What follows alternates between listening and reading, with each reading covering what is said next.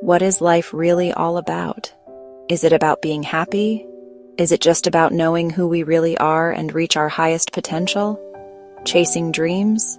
Making a difference? Checking off the next goal on the list? Sometimes, we don't even stop long enough to ask. We get swept up in the busyness of life, the distractions, the deadlines, the constant pressure to do more. So we start running, after goals, after expectations, after the next thing on the list. And somewhere along the way, we forget why we started. We keep going, telling ourselves it's just a phase, that once we reach the next milestone, we'll finally slow down, finally feel okay. But something inside starts to feel distant, like we're living on the surface of our own life. Until one day, we feel off, like something's missing, but we can't quite name it. We feel out of control, out of balance. And that's when we realize we are no longer connected, not just to others, but to ourselves, to the moments that used to light us up. Because there is more to life than just creating something meaningful for ourselves or for others, more than just being joyful or chasing our dreams.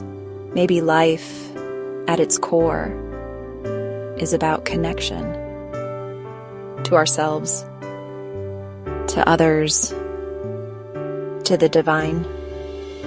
We chase goals, deadlines, approval, but often forget the truth beneath it all, that we are wired for connection because we were never meant to be separate. From the moment we're born, we seek closeness, a heartbeat, a voice, a touch, not just for survival, but for meaning. We're not just here to exist, we're here to experience, and connection is how the soul feels life. Souls recognize each other in a glance that lingers, a shared laugh, or even in a quiet moment when nothing needs to be said. Ever met someone and feel like you've known them forever? That's not just chemistry, that's soul memory. Connection reflects a deeper truth. We're not separate beings just passing through. We're part of a bigger oneness, remembering ourselves through each other. Love and joy are the soul's language, and connection allows them to flow freely, not through perfection, not through accomplishments, not through status, just love and joy in all their raw, beautiful expression. That's why connection feels like home. Sometimes we confuse productivity with purpose. We think doing more will make us feel more whole. But in the stillness, we remember we don't have to earn our worth. We don't have to prove our value. We are already enough, especially when we are simply being. And maybe that longing for connection is rooted in something even deeper. We are not isolated fragments. We are like living cells in one vast, intelligent body, different in form and in role, yet all expressing the same life energy that animates the whole. And just like those cells, we too are designed to play a meaningful part. But we can only do that when we are connected, when we align our unique essence with the living intelligence that connects us all. We may look different, speak different languages, dream different dreams, but we share the same essence. And it's not enough to simply know this oneness. We are meant to feel it, to experience it, to live it.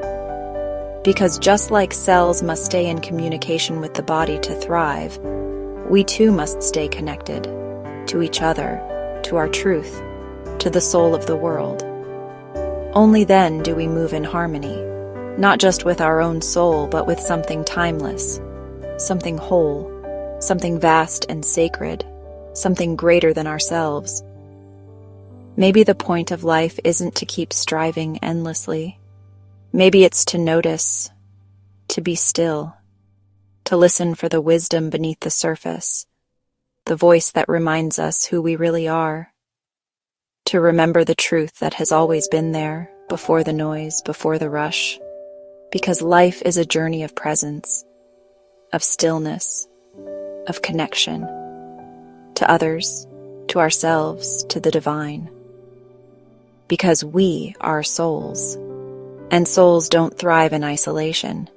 We thrive when we connect deeply with others, when we share joy, when we feel seen, when we are understood, when we are accepted, and when we simply show up,